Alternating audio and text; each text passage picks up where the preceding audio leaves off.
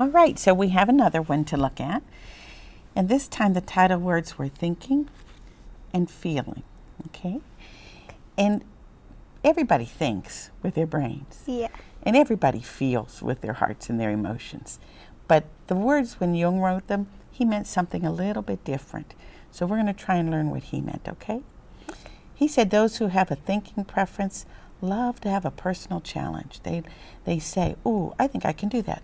I think I can run that next race. I think I can do those next 10 problems. And then it's just fun for them to see if they can meet that challenge. They love to know why. And if they don't understand why, they have to ask. So sometimes I knew a person and they would say, but why do I have to do that? But why does that work? But why do we need this? But why are we going that way? And when they would understand, then it was easy for them to agree with it. But if they didn't understand, it was very hard for them to go along with ideas. They tell the truth, and sometimes when they tell the truth in terms of being real straight and honest with somebody, sometimes they might accidentally hurt somebody's feelings, and they never meant to. But so somebody who had a thinking preference might say to me, you don't look very good in that color. But they would be doing it to tell me, pick another color that will make it look prettier for you, not to hurt my feelings that they didn't like my color.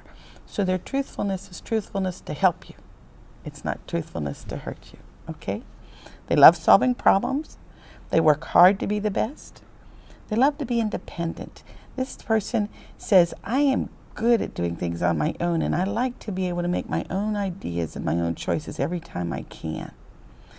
They want to be good at everything, and they want other people that work with them to be good at their job too.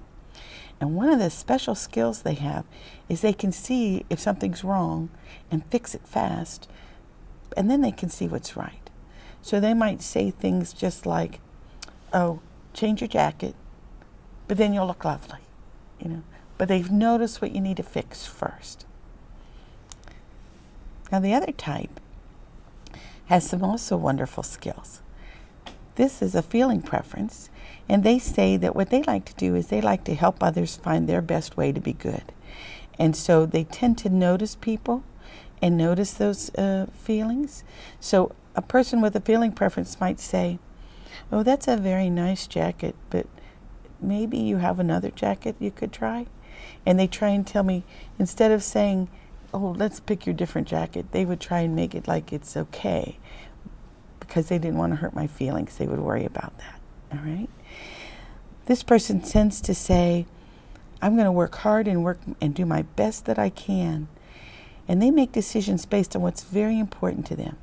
So if it was important to them to have their friend on their team, even if their friend wasn't very good at maybe playing baseball, they would still ask their friend to be on the team, because what was important to them was being on the same team with their friend, not picking the best player, okay?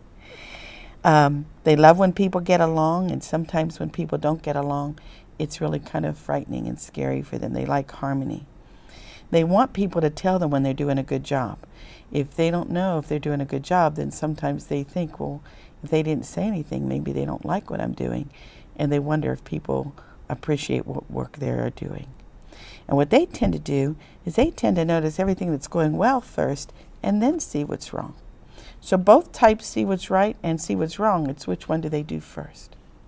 So are you a person who's more like that one who's looking for those challenges and really wants to understand why and works hard to solve problems for people? Or are you that kind of person who says, I want to help people and I want people to be caring and I want to know that everybody's getting along and working well together? Which one sounds more like you? The first one. Okay, so put a check mark by the first one. Excellent. And what part did you like about that description? I like challenges. Do you? Do you make challenges for yourself? What would be a challenge you would have given yourself? Can you think of an example? I can't really think of an example, but... Well, sometimes people will say things like, oh, I challenged myself to read my book in 1 week. And then they see if they can read it in a week. Now, nobody else told them they had to read it that fast, but they just love to make those kind of challenges. Is that what you mean? Yeah. Okay, great.